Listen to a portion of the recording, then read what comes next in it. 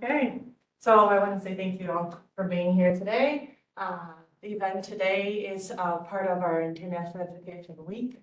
The Office of International Education, in collaboration with other departments, we're here to celebrate intercultural exchange and global education. So this event will be a presentation from our students pursuing the Global Scholar distinction and the Social Justice Studies distinction. And no one better than both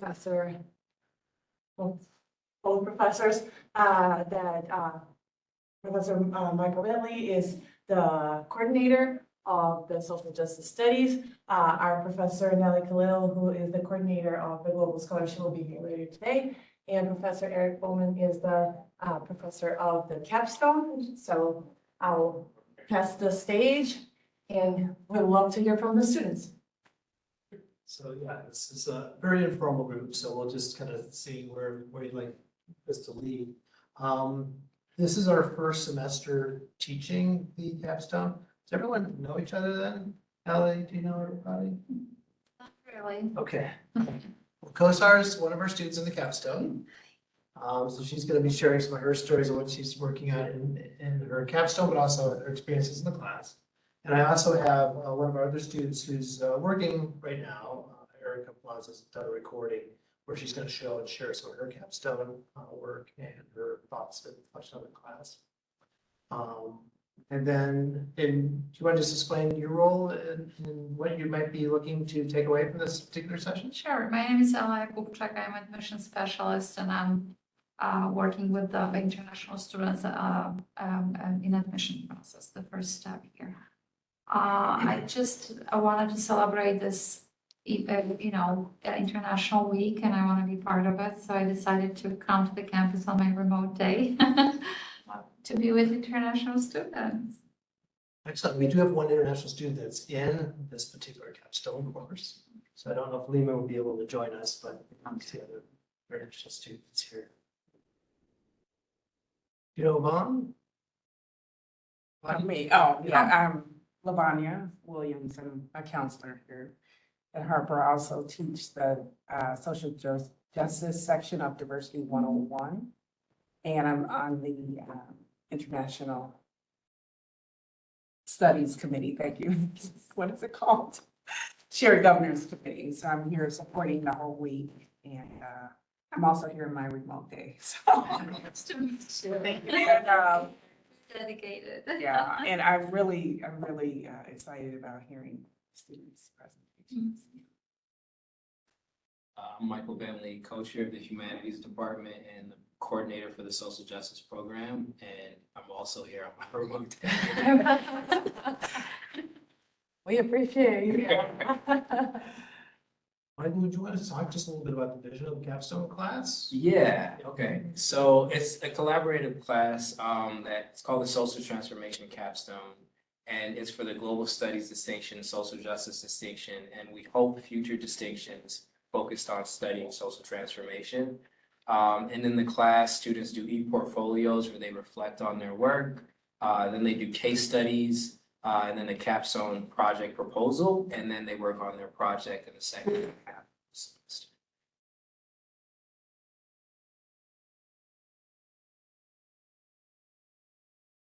So I'm just going to share my screen a little bit, so see a little bit what we've done. This is our class. This is the class here. This includes a current member of the class and how did we do this with her social justice distinction? She was my first social justice graduate. She did her project on indigeneity and trauma with. Yeah, so the cultural loss in Native communities and the mental health effects of that loss. And so she's actually going to be doing a presentation tomorrow, 4 to 5 at the Cultural Center on indigeneity, right? And so that's what this particular flyer that I had over here was about, land, justice, and indigenous identity. So that'll be taking place over here at the Cultural Center. And we're really encouraging students to participate in this that are in the Social Justice or Global Studies program. They do need to register in advance for this, so we have an idea who's. So we did a field trip here to the Trickster Gallery where I did a lot of her service learning, which is another component of the capstone, is that students can opt to do the service learning component or they can do it without the service learning. In your case, you chose without, because you're doing clinicals, so it's a little hard to do that in service learning. So, and other students have opted to do the service learning. So let me, go ahead and I'll stop sharing the screen. And then we can have, Kozar, you want to talk a little bit about your experience of what made you want to do the class? And so Kozar is like an all-star. She's doing both global studies and social justice together, which is another option that students have. So just keep that in mind that students could do both distinctions. So you can maybe say like what inspired you to pursue the distinction and the degree capstone, and then maybe share a little bit of what you're planning to do for your next. My name is Kosar. Nice to meet everyone that I haven't met before. But I'm a nursing major here at Harper, and one of the things that got me started on this trek to get distincted was I'm very passionate about culturally competent care in the healthcare industry. There is not a lot of diversity that I've personally witnessed in the healthcare sphere that I'm in nursing. And so I started with my Global Scholar originally last semester. And I wanted to do a project that incorporated both healthcare and something globally. So I started researching about mental health within South Asian communities. That became something I was super passionate about speaking on. And within my Muslim Islamic community, I started to have an idea to start something like a podcast. And that was kind of like a social justice thing because we were talking about problems within our community that we could fix and what that would entail, what our call to action would be. And it was just a bunch of topics that came out. And so I started my social justice distinction and I kind of condensed my project to be about mental health in Islamic communities, Muslim communities. And so that's what I'm working on right now.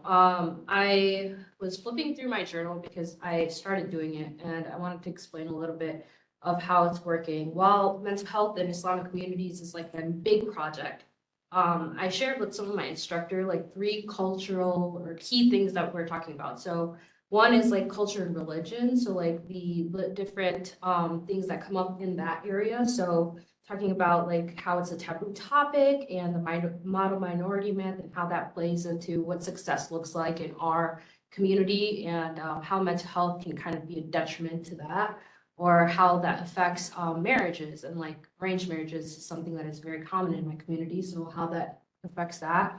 Religious thinking of like people think that, you need to pray or do something that's more religious rather than actually seek mental health services. And there's not really a bunch of resources out there for us. And then talking about the medical system, talking about how it's not as well equipped to handle religious beliefs, or people get really afraid to go out there and kind of access these resources because they're afraid that their religious beliefs will not be as accepted, or the culture will be something that has to be explained a lot more. And then a fear of like different ideologies and being pushed on them. And then the third key of my project is like Western issues. So how Islamic xenophobia and discrimination has been increasing mental health issues around the world, especially within our community, and how the peer pressure, especially for middle-aged or high school students around the drinking and drug culture, has also been something that's been increasing mental health rates as we've had kind of that loss of identity within our faith, and that is also leading people to go into other avenues, and those avenues are increasing those rates as well. So yeah, that's my project in a gist. Can you explain maybe the little format? Yes. Yeah. So originally I wanted to do that podcast. However, I'm also a nursing student doing capstone, which requires a lot of hours. So what I wanted to do is I wanted to work on this project, which is going to be like a foundation. And the way that I'm going to cement this project into becoming something bigger, like a podcast, is by doing editorial pieces. So using those 3 key kind of concepts, I'm going to be doing 3 different editorials And then one of them is gonna have like a call to action about like how we can handle these issues within our community. And so I'm working with a journalism professor, Professor Khan, Maham Khan. And I'm gonna write these pieces and the end goal is to have them published and then use that to propel the podcast in the future. That's, a lot of these are projects that, start out and then they have a longer scope that goes beyond just the semester. And COSAR has a great vision of what she would like to take and take this with, particularly the podcast ideas and some of the things she shared, so it's awesome. She, you mentioned Mahan Khan, she's your mentor, so you have an assigned mentor for the capstone project itself. Yes. And so, can you maybe explain briefly about your work with your mentor and how that differs with maybe other projects you've done? Yeah. I've never done a like writing project. I've never written an editorial before. However, this semester I've gone a lot into writing, specifically creative writing. And with creative writing comes how to write editorials as well, in a way. I've just been doing a lot of different writing projects, and I picked her because she comes from a similar background as me, and she has offered me a lot of good insight on other issues that can play into this project that I'm tackling. And so we met and we started going over, she started teaching me how to write journalistic pieces, where to begin, what research to do, what a good story sounds like. And so with her, we've been meeting. Our meetings are learning based and writing based. So she's been teaching me how to like alter a story and connect to a topic, how to basically draw someone in, what a clear thesis could be, what a call for action should sound like. It has to be passive. There has to be a solution. You can't be too biased. What good support sounds like and stuff like that. And so our 3 pieces that I'm working on currently, they have to be 1,000 words, and I do not write 1,000 words. I write way more than 1,000 words. So there's a lot of cutting, and with cutting comes editing and like, does this sound right? Does this not? So that's what it is. But for the outlines, one of them is going to be a story, a personal story I have about drug use and someone that I know personally that has been that had a drug addiction and had mental health issues following it and did not get support from the community, and what support systems we could have in place of that. Another one will be talking about the religious and cultural defaults, so like what the default thought process is and how that does not really fit with the agenda of like accessing these resources. And it talks about a solution that one of the mosques in Naperville has offered, and how they became a crusader for a new program that has been really impacting a lot of people in the area. And then the last one, the last project or like writing will be an open letter to mental health professionals talking about how intercultural and interreligious therapy will greatly impact people and what that looks like. And I think the first step in that is education and educating people on more than just like Muslim can't eat pork, Hindu can't eat beef. Like it's a lot more fine-tuned, a lot more complex than that. And then why it's so challenging in the educational field, but also because there are a lot of people that think like learning about that is counterproductive to learning about like actual things that are medically that are medical necessities. Sorry. So yeah, like countering that argument and discussing more on that as well. Did I answer your question? I just think for the perspective of the guidance that you're receiving from your mentor, maybe might be a good idea to cover how the structure of the 2 distinctions, so students take a certain number of classes that were selected and they are part of help me here, a special bucket of classes. Right. Yeah, that have been revised or that have a specific focus, for example, for social justice. And then after they completing this number of credits, then they start the capstone and they also work closely with a mentor. And how, if I may ask, how is the mentor selection process? Students have a freedom to do that?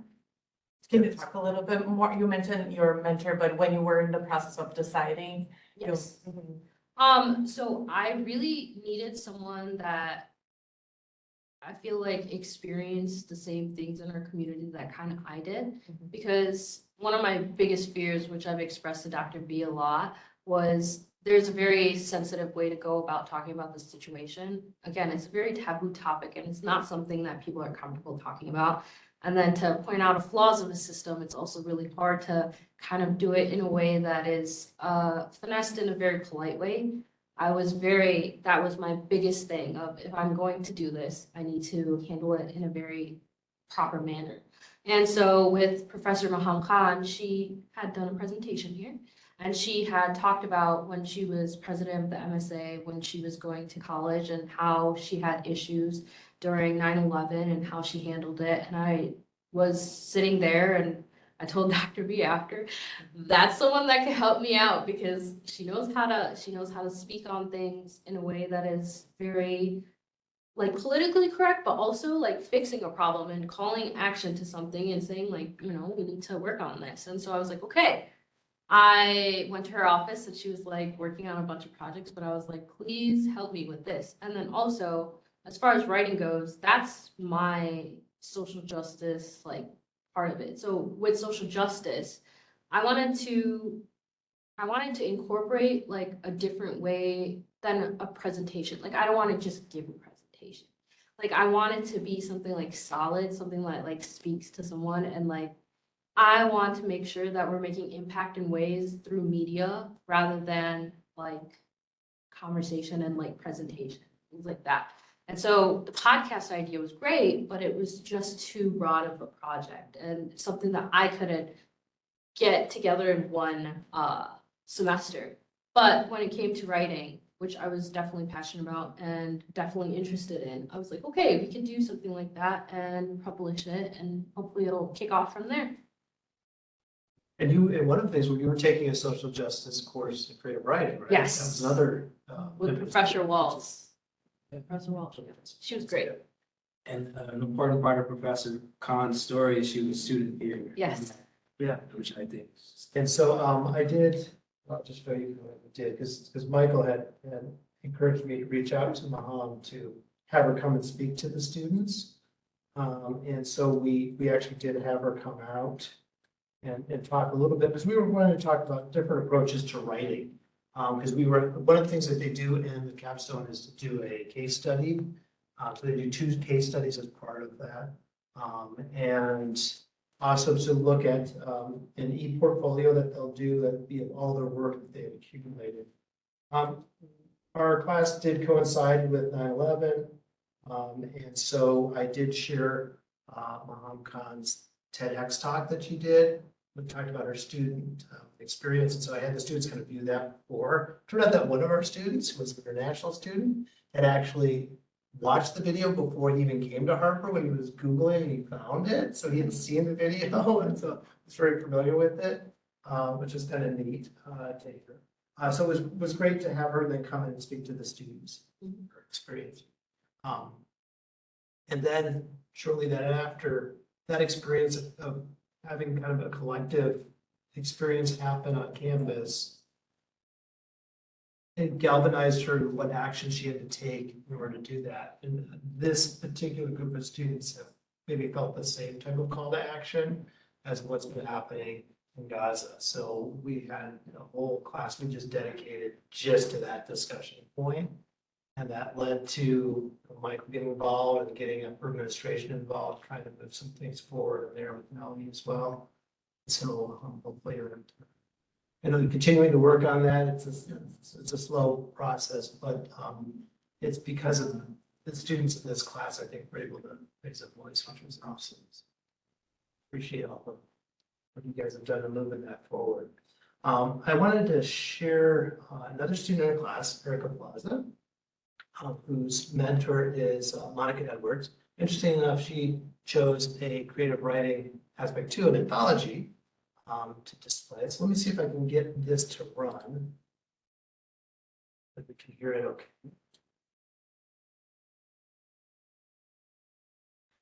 Let's go back for object.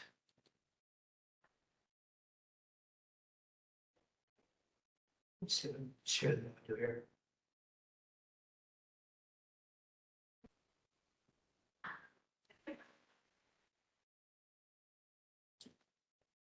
away. All of a sudden. Every time it's past that there. Oh. Do you know about this? Or you jumped up, like you said that. No, I remember it's a project, but that's the part. I just can't relate to the drummer. This is different than what we had last year. I don't want to do that. You, like, Yeah, sure.